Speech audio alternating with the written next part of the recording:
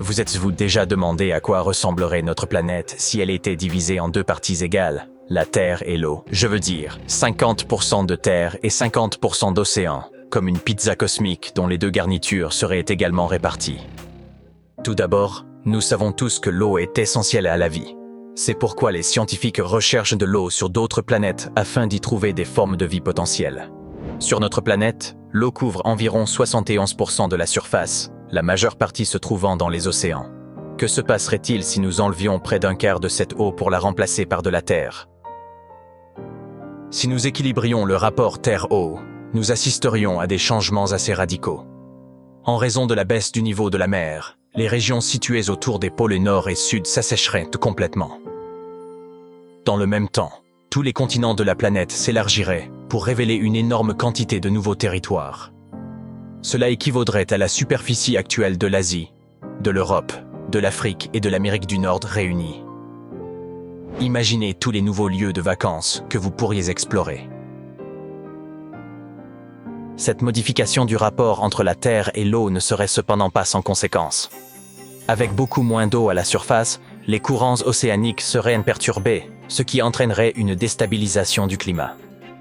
Il en résulterait des températures plus froides autour des pôles et des températures encore plus chaudes dans les régions équatoriales déjà brûlantes.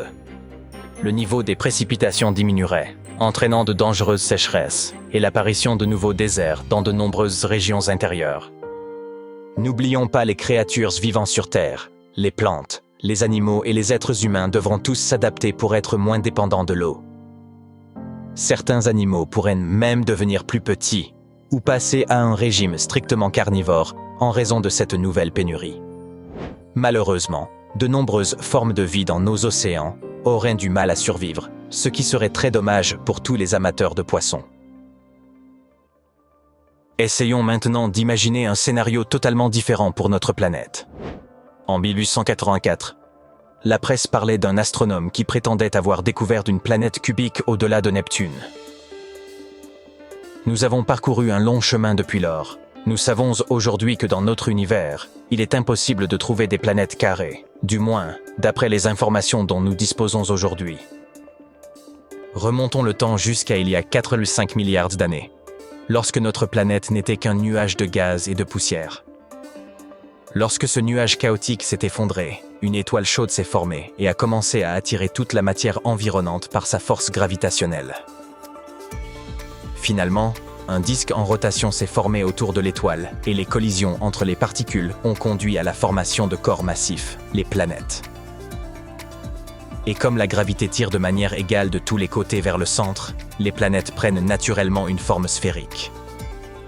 Mais que se passerait-il si nous pimentions un peu tout ça et que nous modifiions la répartition de la gravité? Si vous vous sentez l'âme d'un aventurier et que vous voulez vivre une vie hors du commun, bienvenue sur la Terre cubique. Nous aurions maintenant 6 faces, mais ne vous réjouissez pas trop vite. Aucune d'entre elles ne serait très agréable. Où que vous alliez, vous auriez constamment l'impression de gravir une pente raide. En effet, c'est au centre de chaque face que la gravité serait la plus forte. Plus vous vous éloigneriez du centre, plus vous seriez attiré. Se tenir droit deviendrait impossible. Si vous vous trouviez sur les bords de notre Terre cubique, vous ne trouveriez pas de beaux paysages luxuriants. Toute l'eau s'accumulerait au centre de chaque face, et les bords seraient rocailleux et stériles. Même respirer deviendrait difficile. L'atmosphère le long des bords et des angles serait trop ténue, voire inexistante, pour permettre la vie. Mais nous y reviendrons plus tard. Le climat sur la Terre cubique dépendrait de la façon dont elle tournerait. Si la rotation se faisait sur un axe à 2 faces, le climat serait similaire à celui que nous connaissons actuellement, mais en plus extrême. Les faces supérieures et inférieures seraient polaires, tandis que les 4 autres bénéficieraient d'un climat équatorial.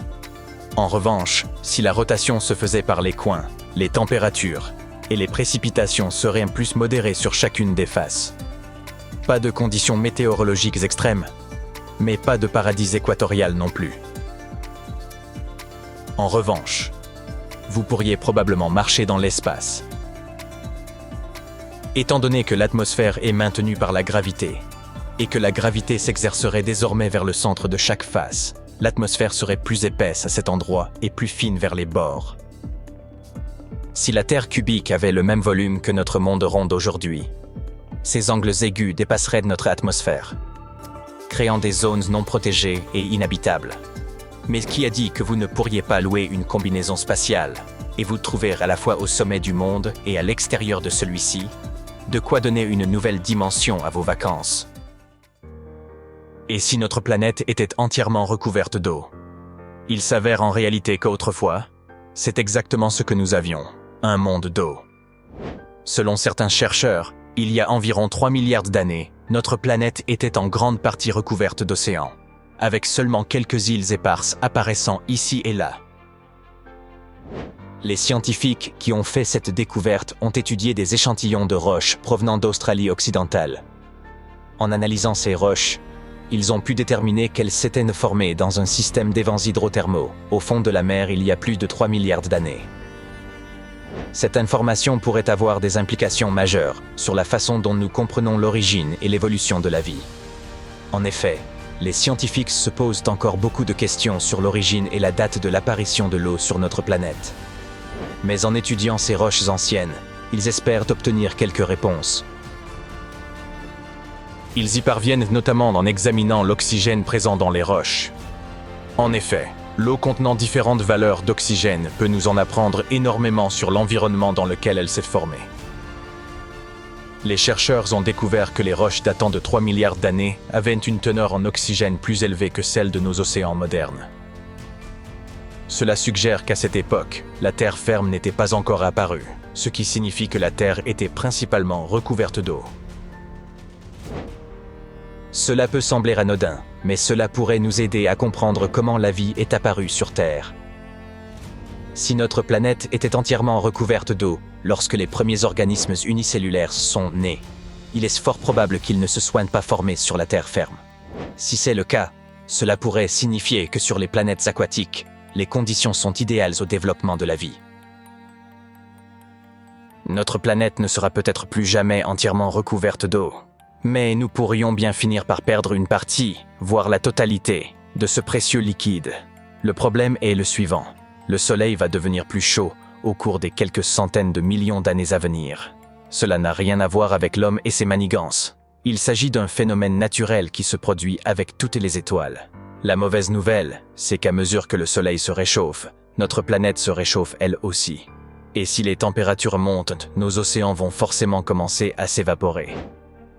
Bien sûr, nous avons tout le temps d'aller à la plage avant que cela n'arrive.